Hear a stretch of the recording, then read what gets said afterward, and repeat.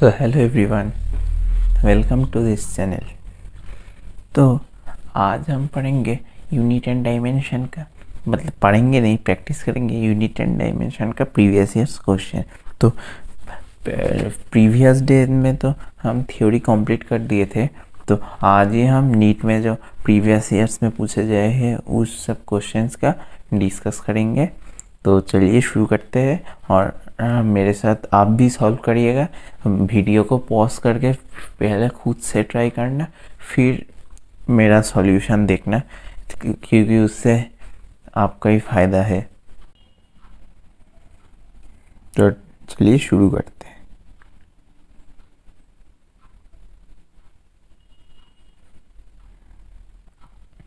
So first question है, a screw bar has least count 0.01 millimeter and there are 50 division in its circular scale.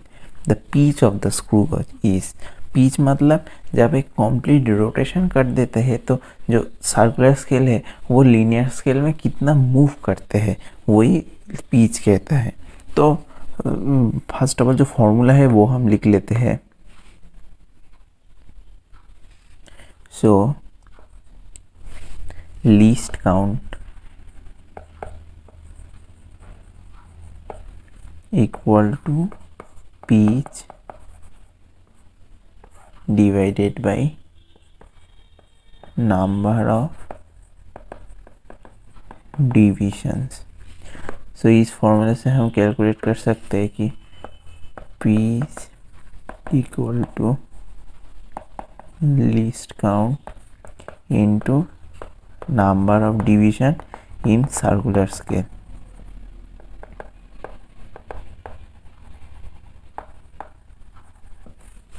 So equal to least count यहाँ से है 0.01 millimetre, दिया है कि 0.01 millimetre into number of division in circular scale 50 division 50।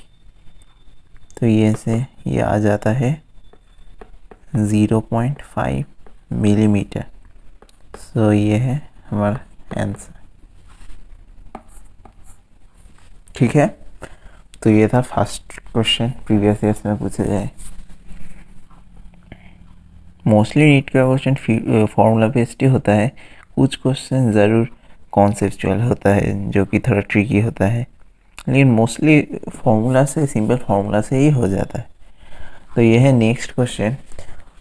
The main scale a vernier calliper has n division per centimetre. n divisions of the vernier scale coincide with n-1, यहाँ एक bracket होगा, coincide with n-1 division of the main scale. The least count of the vernier calliper is. So यहाँ vernier calliper का least count find करना है। तो आप लोग ट्राई करिए पॉज करके। तो ठीक है, हो गया, पॉज कर लिए, तो मैं अब शुरू करता हूँ। तो इसका solution, so n division of vernier scale coincide with n-1 division of main scale. n division of vernier scale coincide with n-1 division of main scale. So 1 division of vernier scale ये हो जाएगा n-1 by n division of main scale equal to 1-1 by n division of main scale equal to 1 main scale division minus 1 vernier scale division equal to 1-1 by n main scale division, क्योंकि 1 vernier scale division equal to 1-1 by n main scale division यहाँ से हमें मिल जाता है। So equal to 1/n main scale division. अब ये वाला पोर्शन बहुत ही इम्पोर्टेंट है, क्योंकि यह ऑप्शन में 1/n सेंटीमीटर भी है, तो मोस्टली स्टूडेंट ये टिक कर देंगे, लेकिन क्वेश्चन में बोला जाए है कि vernier scale has n division per centimetre. ये वाला पोर्शन बहुत इंपॉर्टेंट है, और ऑप्शन का यूनिट है सेंटीमीटर। सो अगर इसको हम सेंटीमीटर में कन्वर्ट करना चाहें तो एन डिवीजन है 1 सेंटीमीटर में एन डिवीजन है। सो एन सेंटीमीटर में कितना होगा, एन स्क्वायर डिवीजन। सो इसको अगर हम सेंटीमीटर में कन्वर्ट करना चाहते हैं तो 1/n into 1/n centimetre equal to 1/n square centimetre. तो ये वाला पॉइंट बहुत ही इंपॉर्टेंट है। ये इसमें इस क्वेश्चन का मोस्टली जो ट्रिकी है वो इस पॉइंट में ही है। आंसर होगा 1/n स्क्वायर सेंटीमीटर। ये बहुत इंपॉर्टेंट है, ठीक है। तो इसके बाद हम नेक्स्ट देते हैं ये वाला question. So a student measure the diameter of a small seal ball using a screw gauge of least count 0.001 centimetre. The main scale reading is 5 cm and the zero of the circular scale division coincide with 25 divisions above the reference point. तो ये है first point कि above the reference, लेकिन ये और भी simple है क्योंकि इसमें ज़ीरो एरर विथ साइन ही दे दिया गया है। ये अगर विथ साइन नहीं देता तो above को हम नेगेटिव और बिलो रेफरेंस लेवल में हम पॉजिटिव ज़ीरो एरर कंसीडर करते। तो what is the correct diameter, ठीक है। तो शुरू करते ही, ये उतना डिफिकल्ट नहीं है। तो आप लोग पॉज कर लिए, तो ठीक है मैं शुरू करता हूँ। तो सॉल्यूशन, सो द करेक्ट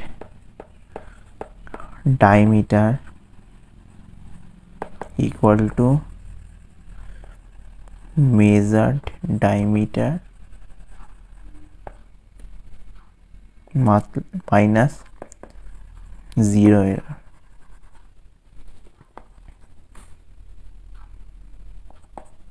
ठीक है, तो ये हो जाएगा मेजर डायमीटर कितना है 5 प्लस 25 इंटू 0.001, सॉरी 0.5 क्योंकि ये मिलीमीटर में दिया है और हमें फाइंड करना है सेंटीमीटर में। सो ये 0.5 प्लस 25 है, 25 डिविजन्स, और ये 001 है इसका लीस्ट काउंट। तो ये हो गया measure diameter minus zero error कितना है 0.004 माइनस है, तो माइनस तो ये प्लस हो जाएगा अल्टीमेटली। तो ये पूरा सेंटीमीटर में है, so equal to 0.5 plus 0.025 plus 0.004 centimetre equal to 0.529 centimetre. तो ये हो गया हमारा आंसर, ठीक है। तो ये था ज़ीरो एरर का कॉन्सेप्ट जो कि बहुत ही इम्पोर्टेंट है नीट के पॉइंट ऑफ व्यू से।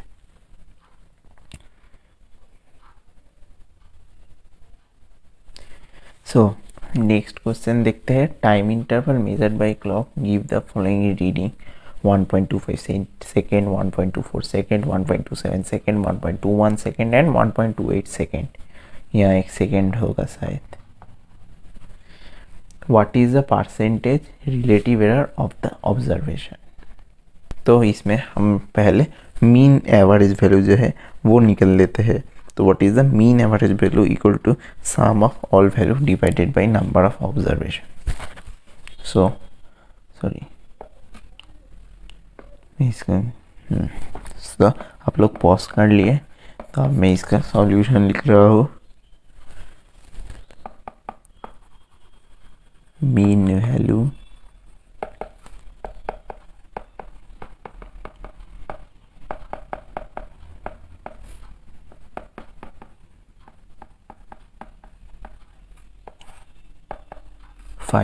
तो ये हो जाएगा 1.2, हाँ तो ये 1.25 ही हो जाएगा mean value.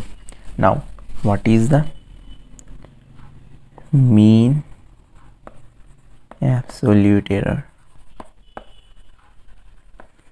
So mean absolute error होगा मीन वैल्यू से जो हर एक वैल्यू का डिफरेंस है उसका मॉड वैल्यू। तो मीन वैल्यू से फास्ट क्या है 1.25, इसका डिफरेंस 0 है, तो फास्ट है 0। नेक्स्ट है 1.24, सो इससे कितना गैप है, और 0.01 सॉरी 0.01 प्लस नेक्स्ट है 1.27, ये माइनस 0.02 है, लेकिन हम मॉड वैल्यू लेंगे इसलिए ये बन जाएगा 0.02, इसमें 0.04 और इसमें भी माइनस 0.03, लेकिन हम मॉड वैल्यू लेंगे तो ये बन जाएगा 0.03 डिवाइडेड बाई 5, तो ये हो जाएगा 0.1 डिवाइडेड बाई 2 इक्वल टू 0.02। ठीक है, शायद ठीक ही है। ठीक है, तो इसके बाद है रिलेटिव एरर क्या है, so relative error equal to 0.02 divided by 1.25, mean absolute error divided by mean value. अब है percentage relative error, so percentage relative error equal to 0.02 by 1.25 into 100, ये बन जाएगा कट के 5 4 5 जा, सो 8 डिवाइडेड बाई 5 इक्वल टू 1.6%, ये परसेंटेज रिलेटिव एरर था। तो ये हो गया, ये थोड़ा लेंथी था लेकिन प्योरली फार्मूला बेस्ड था, इसलिए डिफ़िकल्टी है इजी लेकिन थोड़ा लेंथी था। तो इस तरह के क्वेश्चन मोस्टली नीट में पूछे जाते हैं जिसमें फार्मूला बेस्ड तो है लेकिन लेंथी है थोड़ा, तो ये हो गया आंसर। ठीक है, तो ये था पूरा सॉल्यूशन। तो अब हम जाते हैं नेक्स्ट पे। नेक्स्ट जो क्वेश्चन है, इन an experiment the percentage error occurred in the measurement of a physical quantity A, B, C, D are 1%, 2%, 3% and 4%. Then the maximum percentage in the measurement of x where x equal to a square b to the power half divided by c to the power 1/3 d cube will be। अच्छा, तो इसका तो बहुत ही simple formula है, तो x का ये formula है, तो आप लोग पॉज कर लिए, प्लीज़ ट्राई करिए क्योंकि ये आपके फ़ायदे के लिए है। तो आप सॉल्यूशन लिखते हो, तो solution del x by A equal to x का पावर 2 है, तो ये बन जाएगा 2 into del A by A. B का पावर हाफ है, तो ये बन जाएगा half into del B by B. सी का पावर 1/3, तो ये बन जाएगा 1/3 इंटू डेल सी बाई सी। और डी का पावर 3, तो ये बन जाएगा 3 into del d by d. 2 into a का परसेंटेज एरर कितना है 1, बी का कितना है 2, सी का कितना है 3 और डी का कितना है 4। तो ये हो गया 2 + 1 + 1 + 12, तो ये हो गया 16%। तो ये है final answer 16%। Option 3 is the right answer. तो ठीक है, तो इस तरह के क्वेश्चन बहुत ही कॉमन है यूनिट एंड डायमेंशन से, जिसमें एक क्वांटिटी को बहुत सारे क्वांटिटी के डिफरेंट पावर्स में एक रिलेशन लेके उसके बाद जो इंडिविजुअल क्वांटिटी का है उसका एरर देके एक्चुअल मतलब फाइनल क्वांटिटी का एरर पूछते हैं। ये बहुत ही एक कॉमन टाइप का क्वेश्चन है नीट के पॉइंट ऑफ व्यू से। तो ठीक है, अब हम नेक्स्ट देखते हैं। In an experiment 4 quantities B C D are, शायद यहाँ एक एरर है 4 क्वांटिटी, यहाँ से देख ए भी होगा, A, B, C, D are measured with percentage error 1%, 2%, 3% and 4%. Quantity P is calculated as follows. So P equal to A cube B square divided by CD %. तो error in P. So ये भी जो मैं just जो किया है ये उसी तरीके का है। तो अगर आपने प्रीवियस सॉल्यूशन देखा है तो ये तो ज़रूरी आपको ट्राई करना चाहिए तो प्लीज़ पॉज करके ट्राई करिए। फिर भी मैं सॉल्यूशन कर देता हूँ अगर आपसे नहीं हो पाया। So P equal to AQB² divided by CD। So del P by P equal to 3 into del A by A plus 2 into del B by B plus del C by C, sorry del C by C plus del D by D। तो ये हो जाएगा 3 into 1 plus 2 into 2 plus 3 plus 4। तो 3 plus 4 plus 3 plus 4, तो ये हो जाएगा 14%। तो जस्ट सेम टाइप का था। तो आंसर है ऑप्शन 1। तो अगर आपसे ये क्वेश्चन नहीं हो पा रहा है तो ज़रूर मेरा जो थ्योरी वाला लेक्चर्स है वो देखिए, उसमें मैं बहुत अच्छे से एक्सप्लेन किया हूँ कि जो मल्टीप्लिकेशन, डिवीजन, एडिशन, सब्ट्रैक्शन में एरर को, मतलब एरिथमेटिक ऑफ एरर जो था वो मैं अच्छे से एक्सप्लेन किया, तो ज़रूर वो जाके देखिए। तो नेक्स्ट क्वेश्चन है, if the error in the measurement of radius of a sphere is 2%, then the error in the determination of the volume of the sphere will be। सो ये तो हाँ, ये भी प्रीवियस टाइप का ही क्वेश्चन, मतलब just जो किया वो उसी टाइप का है, बस इसमें रिलेशन खुद से बनाना पड़ेगा। ये तो बहुत ही सिंपल है, आप लोग प्लीज़ पॉज करके सॉल्व कीजिए। तो ठीक है, मैं आप सॉल्व करता हूँ। तो solution, so in sphere we know volume proportional to radius 2/3, ठीक है। तो डेल V बाई V बन जाएगा 3 डेल R बाई R। सो अगर रेडियस में है 2% तो ये हो जाएगा 3 इंटू 2 इक्वल टू 6%। तो ये बहुत ही सिंपल क्वेश्चन था, सिर्फ एक ही रिलेशन से ही पूरा काम बन जाएगा। तो आंसर है option 2।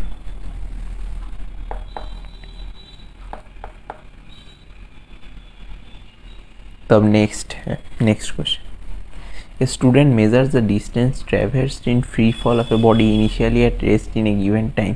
He uses this data to estimate g मतलब acceleration due to gravity. If maximum percentage error in the measurement of the distance and the time are E1 and E2 respectively, the percentage error in the estimation of g। तो इसके लिए आपको एक formula जानना पड़ेगा। अभी के लिए मैं वो बोल देता हूँ, और अगर आपका सिलेबस हो गया या फिर 11th का भी अगर सिलेबस हो गया तो आपको ये खुद से ट्राई करना चाहिए। और अगर आप first time unit and dimension कर रहे हो, मतलब 11 में जस्ट एंटर किए हो, तो ये क्वेश्चन आप देख लो। तो ये SISM में भी यूज़ होता है ये फॉर्मूला, ग्रेविटेशन में भी है। पीरियड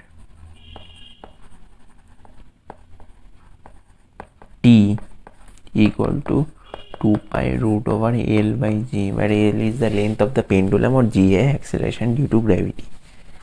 तो ये T equal to 2 pi root over L by G। So इससे हम, ये 2 pi तो कांस्टेंट है, तो इससे हम लिख सकते हैं T proportional to root over L by G और T square proportional to L by G। So G proportional to L by T square. तो ये रिलेशन ही निकालना थोड़ा मतलब डिफ़िकल्ट काम था, बाकी तो सिंपल है जो मैं प्रीवियसली किया हूँ। That is percentage error sir, del G by G equal to del L by L plus 2 into del T by T equal to del L by L कितना दिया है क्वेश्चन में, E1, और डेल T बाई T कितना दिया है, E2, that is plus 2 into E2। So answer है E1 plus 2 E2। ये है फाइनल आंसर हमारा, ठीक है। तो sorry so option 2 final answer. तो ठीक है, तो नेक्स्ट क्वेश्चन हम देखते हैं। ये है सिग्निफिकेंट फिगर में बेस्ड है ये क्वेश्चन। तो मतलब जितने भी टाइप का क्वेश्चन प्रीवियस ईयर्स में पूछा गया है सब में यहाँ इंक्लूड किया हो।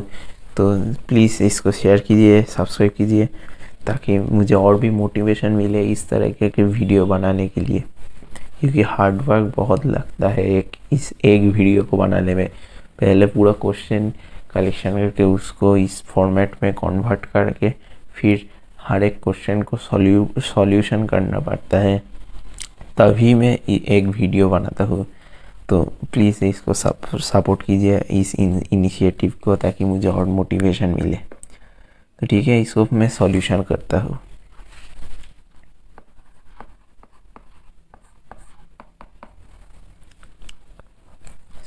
ठीक तो ये तो फास्ट बेसिक सब्ट्रैक्शन कर लेता हूँ। तो 99 माइनस 0.0099, तो यह पीछे 0 लगा देता हूँ, तो ये बन जाएगा 1089.9। तो ये है सब्ट्रैक्शन। लेकिन जब मैं सिग्निफिकेंट फिगर का अरिथमेटिक का कॉन्सेप्ट डिस्कस कर रहा था, अरिथमेटिक ऑफ सिग्निफिकेंट फिगर को लेके, तो वहाँ मैं डिस्कस किया था कि एडिशन या फिर सब्ट्रैक्शन में जितना भी मतलब जिस दोनों क्वांटिटी में ऑपरेशन कर रहा हूँ, तो उसमें जिसमें minimum number of decimal places है, उतना ही डेसिमल प्लेसेस फाइनल आंसर में भी होना चाहिए। तो इसमें कितना डेसिमल प्लेसेस है 4, और इसमें कितना है 2, तो फाइनल आंसर में 2 डेसिमल प्लेसेस होगा। तो इसको ही हम 2 डेसिमल प्लेस तक कन्वर्ट करना पड़ेगा। तो फर्स्ट है 1, तो 1 क्या 5 से लेस है, तो ये बन जाएगा 980। और नेक्स्ट है 0, तो 0 भी क्या है 1 से लेस है, तो ये बन जाएगा 9.98 मीटर। तो ये है हमारा फाइनल आंसर। ठीक है, तो ये हो गया। अब नेक्स्ट क्वेश्चन में चलते हैं। So the force, acceleration, time are chosen as the fundamental physical quantities. Find the dimension of energy. अच्छा, सो हमें एनर्जी को फोर्स, एक्सीलरेशन और टाइम के रेस्पेक्ट में एक रिलेशन निकालना पड़ेगा। ठीक है, तो पॉज करके आप सॉल्व करिए, क्योंकि इसका मेथड में थ्योरी क्लासेस में बोला था कि कौन सा मेथड से इसको इस टाइप का क्वेश्चन को हैंडल करना चाहिए। तो आप सॉल्व करिए अगर आप थ्योरी क्लासेस अटेंड किए हैं, और अगर नहीं किए हैं तो प्लीज़ जाके वो थ्योरी क्लासेस कीजिए, तभी ये वाला जो प्रीवियस ईयर क्वेश्चंस का वीडियो है तभी देखिए, नहीं तो कोई फ़ायदा नहीं। तो ठीक है, इसको फिर सॉल्यूशन करता। तो आप लोग पॉज कर लिए, ठीक है। तो तो सॉल्यूशन शुरू करता हूँ। तो let energy equal to force को एफ से लिखते हैं, force to the power a, acceleration to the power B, और time to the power c. अब एनर्जी का डायमेंशन कितना है, M L square T to the power -2। Force का है M L T to the power -2 to the power a. Area का है acceleration का है L T to the power -2 to the power B, और टाइम का टी टू दी पावर। अब next M L square T to the power -2 equal to RHS में हम मास को एक साथ लाए के, मतलब मास जितने भी। अब लेंथ दोनों है, तो length to the power a plus b, और टाइम तीनों में ही है, तो तीनों का हम एक साथ लाए, तो t to the power -2a -2b plus c. ठीक है, अगर अब हम लेफ्ट और राइट साइड को कंपेयर करें, तो अगर पहले मास से करेंगे तो यह मास का पावर कितना है 1, और यह है a, so a equal to 1। Next l का पावर कितना है 2, और यह है a प्लस बी, तो 2 equal to a plus b, so b equal to 2 minus, sorry एक minute, b equal to 2 minus a equal to 2 minus 1, यहाँ से हम वैल्यू पुट करेंगे 2 माइनस 1 इक्वल टू 1। अब नेक्स्ट है T to the power -2, so -2 equal to यहाँ -2 ये वाला -2a -2b प्लस सी। सो ए का वैल्यू -2, बी का भी 2 -2 इक्वल टू -2, और यह सी, तो एक -2 कट जाएगा, तो सी इक्वल टू हो जाएगा 2। 2 माइनस 1 इक्वल टू 1।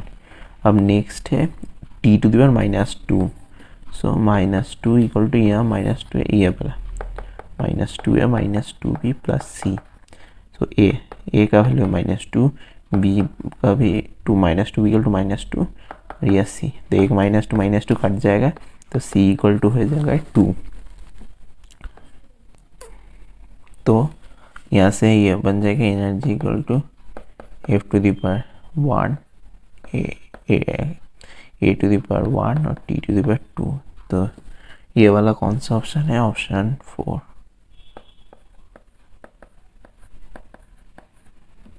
ठीक है, तो ये है फाइनल आंसर। तो option 4 is the right answer. ठीक है, तो इस तरीके से इस टाइप का क्वेश्चन को करना पड़ेगा। ये भी बहुत फ्रीक्वेंटली आस्क्ड क्वेश्चन है नीट में, यूनिट एंड डायमेंशन का। ये भी एकदम सिमिलर क्वेश्चन है जो मैं अभी अभी सॉल्व किया, उसी टाइप का है। तो चलिए प्लीज़ पॉज करके इसको सॉल्व कीजिए, पहले खुद से ट्राई करिए। तो अब इसको मैं सॉल्व करता हूँ। सो E by G equal to E and G. E denote the energy and D denote the gravitational constant. अच्छा, तो अगर जो लोग ग्रेविटेशन पढ़ ली है उसके लिए तो ये क्वेश्चन बहुत आसान होगा, क्योंकि एक फॉर्मूला था, एनर्जी पोटेंशियल हो काइनेटिक हो जो भी हो, energy proportional to G m1 m2 by r. ये तो बहुत ही कॉमन फॉर्मूला है ग्रेविटेशन का। तो इससे हम क्या बोल सकते हैं कि E by G proportional to m1 m2 by r. तो E बाई जी ये हो जाएगा, क्योंकि कांस्टेंट जो है वो तो डायमेंशनलेस होगा, जो डायमेंशन आएगा वो तो यहीं से ही आएगा। तो यहाँ बोल करेंगे m into m divided by r क्या है? लेंथ। तो ये हो जाएगा m square L to the power -1। और क्योंकि टाइम यहाँ नहीं है तो टाइम का पावर क्या हो जाएगा? 0। तो ये है हमारा final answer, that is option 3।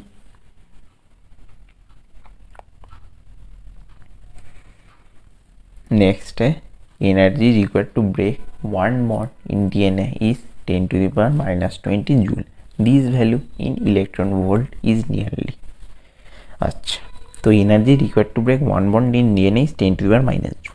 तो ईवी और जूल का हम रिलेशन पहले जानते हैं, तो आप लोग पॉज करके सॉल्व कीजिए फिर देख।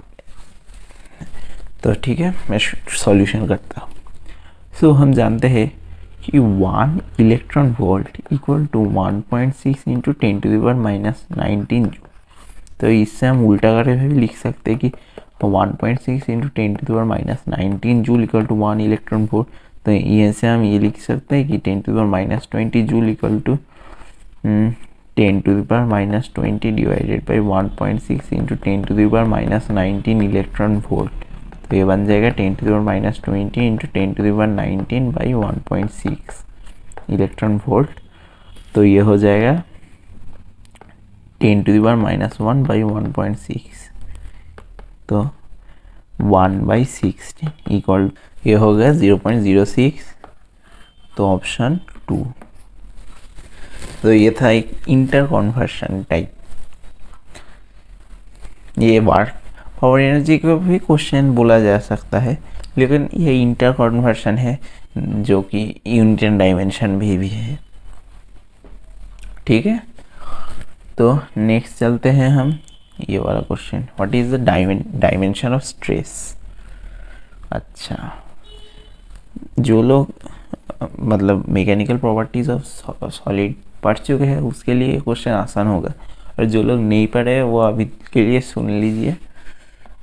तो जो लोग मैकेनिकल प्रॉपर्टीज ऑफ सॉलिड्स पढ़ लिए है उसको तो ये क्वेश्चन ज़रूर करना ही चाहिए, तो पॉज करके सॉल्व कीजिए। और जो लोग नहीं किए हैं वो ये भी सॉल्यूशन देखिए। So stress equal to force by area. जब एक रॉड में ऐसे फोर्स अप्लाई होता है और इसका अगर क्रॉस सेक्शन एरिया ए है तो स्ट्रेस होता है फोर्स बाई एरिया। तो ये हो जाएगा, फोर्स का क्या है? M L T to the power -2 by area है L square, that is M L to the power -1 T to the power -2। तो ये हो जाएगा स्ट्रेस का डायमेंशन। ठीक है, तो option 3 is the correct answer. तो अब हम नेक्स्ट क्वेश्चन देखेंगे, the unit of thermal conductivity. अच्छा, सो ये भी जो लोग मतलब थर्मल प्रॉपर्टीज़ पढ़ लिए हैं उसके लिए आसान है, और जो लोग नहीं पढ़े वो ही थोड़ा देख लीजिए। और जो लोग थर्मल कंडक्शन पढ़ लिए हैं वो तो ज़रूर इसको सॉल्व कीजिए पॉज करके, क्योंकि ये बहुत ही सिंपल क्वेश्चन है उनके लिए जो लोग थर्मल कंडक्शन पढ़ लिए हैं, थर्मल कंडक्शन। तो ठीक है, मैं सॉल्यूशन करता हूँ इसका। हम जानते हैं कि heat current proportional to difference in the temperature of the both side into area of cross section divided by length। और ये जो प्रोपोर्शनलिटी कांस्टेंट है इसको ही अगर हम इक्वल टू करेंगे तो ये हो जाएगा thermal conductivity K into T2 minus T1 into A by L। तो ये K है थर्मल कंडक्टिविटी। तो हीट करंट क्या है, हीट डिवाइडेड बाई टाइम। तो heat is a form of energy, तो हीट का डायमेंशन भी एनर्जी का डायमेंशन के ही सेम होगा। तो that is M L square T to the power minus 2 divided by T equal to K into A T2 minus T1 जो है ये टेम्परेचर है, इसको हम थीटा से भी रिप्रेजेंट कर सकते हैं, और ये क्वेश्चन में सब जगह केल्विन से मेंशन किया है तो इसलिए हम यहाँ केल्विन से। तो एक काम करते हैं, ये जो थर्मल कंडक्टिविटी है इसको हम x पकड़ लेते हैं, नहीं तो थोड़ा कन्फ्यूजन क्रिएट हो सकता है। इसको हम x पकड़ लेते हैं क्योंकि टेम्परेचर का जो डायमेंशन है वो केल्विन मतलब केल्विन लेके चलेंगे हम। तो एरिया बन जाएगा एल स्क्वायर और नीचे एल, तो ये जो x हो जाएगा वो हो जाएगा, यहाँ एक एल कैंसिल हो गया, फिर एम यहाँ से एल कैंसिल हो गया, M L T to the power minus 3 K inverse. और एक है सॉरी एक में गलती कर दिया क्योंकि ये ऑप्शन में जूल वाट ऐसे है, मतलब हीट को हम जूल ही रखेंगे, तो एक में गलती कर लिया। मैंने सोचा कि एक तो हीट जूल से ही रहेगा, तो ये हो जाएगा joule T inverse L inverse के इनवर्स, और एल दैट इज लेंथ को हम मीटर लेंगे, तो ये हो जाएगा मीटर इनवर्स। और जूल पर टाइम एक्चुअली ये यूनिट में है, मैं सोचा डायमेंशन में है, तो ये हो जाएगा जूल पर सेकेंड, या भी जूल सेकेंड इनवर्स, और जूल सेकेंड इनवर्स हो जाता है watt, that is watt metre inverse kelvin inverse. तो ये मैंने जो गलती कर लिया था कि मैं डायमेंशन में कंसीडर किया था, लेकिन एक्चुअल में ये यूनिट में है, यूनिट में पूछा गया है, तो ये बहुत इंपॉर्टेंट है, ठीक है, ये ध्यान रखिएगा। That is watt metre inverse kelvin inverse, that is option 1 is the correct answer.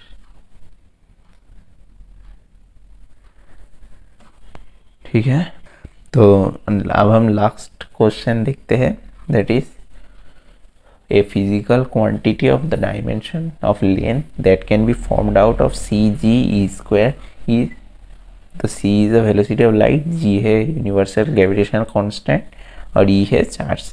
तो ये भी बिल्कुल सेम क्वेश्चन है, बस ये थोड़ा डिफिकल्ट था इसलिए मैं इसको भी सॉल्व कर लेता हूँ, लेकिन ये इसका जो अप्रोच है वो एग्जैक्ट सेम है प्रीवियस, बस ये थोड़ा सा ट्रिकी है बाकी के कंपैरिजन में। तो इसको मैं सॉल्व कर देता हूँ, ठीक है। तो फर्स्ट ऑफ ऑल जी क्या है, हम जानते हैं gravitational force equal to G into m1 m2 by r square, ई बन जाएगा F r square by m1 m2, और दूसरी तरफ F equal to 1/4 pi epsilon naught into Q1 Q2। तो यहाँ E है तो हम Q1 Q2 क्या जाएगा E स्क्वायर कंसीडर कर लेते हैं, तो ये हो जाएगा E square divided by r square, क्योंकि वो दोनों चार्ज को ही हम E करके ई स्क्वायर कंसीडर कर लिए, ठीक है। तो इससे हम ग्रेविटेशन का जो यूनिट है ग्रेविटेशनल कांस्टेंट का a r square by m one a two, तो ये बन जाएगा अगर हम कैलकुलेट करेंगे M L T to the power minus two into L square divided by M square, ठीक है। तो ये हो जाएगा M inverse L cube T to the power minus two. और दूसरी तरफ अगर हम ई स्क्वायर का कैलकुलेट करेंगे, sorry E square by 4 pi epsilon का कैलकुलेट करेंगे, तो ये बन जाएगा F r square that is M L T to the power minus two into L square that is M L cube T to the power minus two, ठीक है। तो now अब हम लिखेंगे that is length proportional to G to the power a. G ने क्या क्या था, वेलोसिटी, ग्रेविटेशन और ई स्क्वायर। तो वेलोसिटी क्या है L T to the power minus, suppose velocity c जो है to the power a, G to the power B, और लास्ट में क्या था e square, e square by 4 pi epsilon naught, क्योंकि ऑप्शन में 4 पाई एप्सिलॉन है हर एक ऑप्शन में, तो इसलिए मैं 4 पाई एप्सिलॉन को ई स्क्वायर के साथ ही लिख लिया। तो suppose E square by 4 pi epsilon not to the power C, suppose C,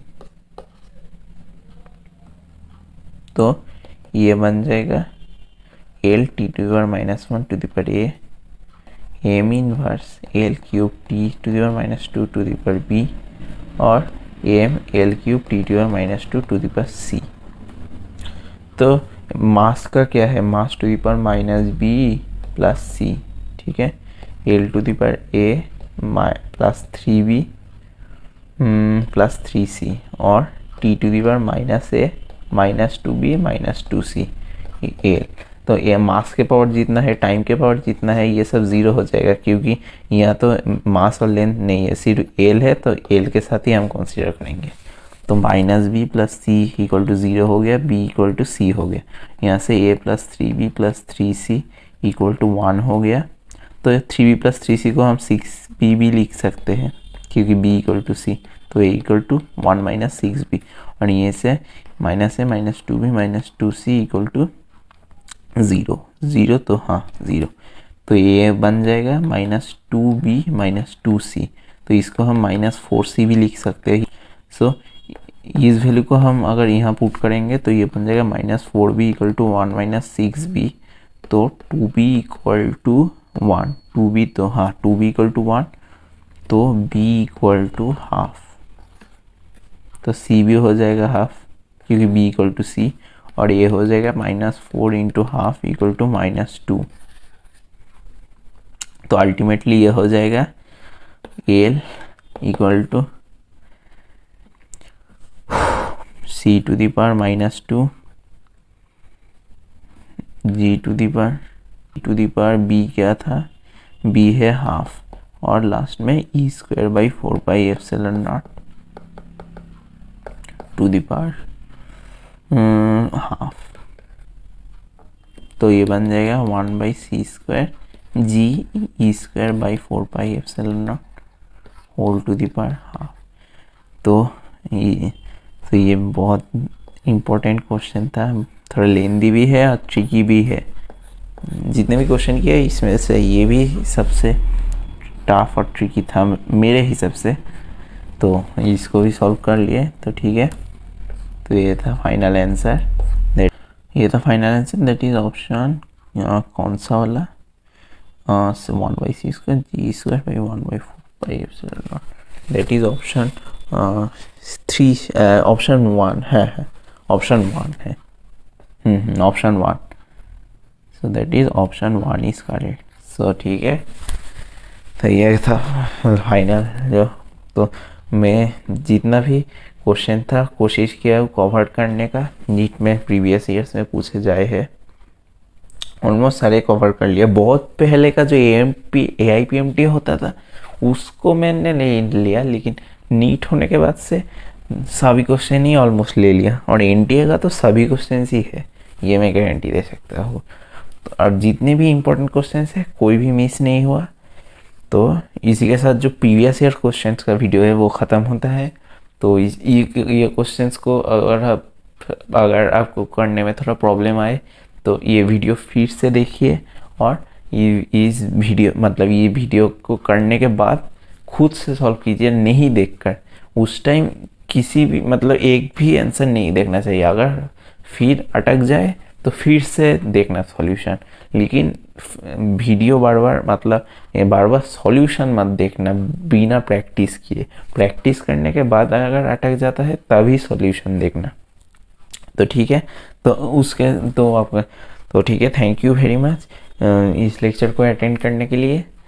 तो नेक्स्ट हम काइनेमेटिक्स, उसके पहले थोड़ा हम फिज़िक्स का मैथमेटिकल टूल्स जो है वो भी डिस्कस कर लेते हैं, ताकि आपका अगली जो मोशन काइनेमेटिक्स है उसमें वेक्टर में भी प्रॉब्लम ना हो।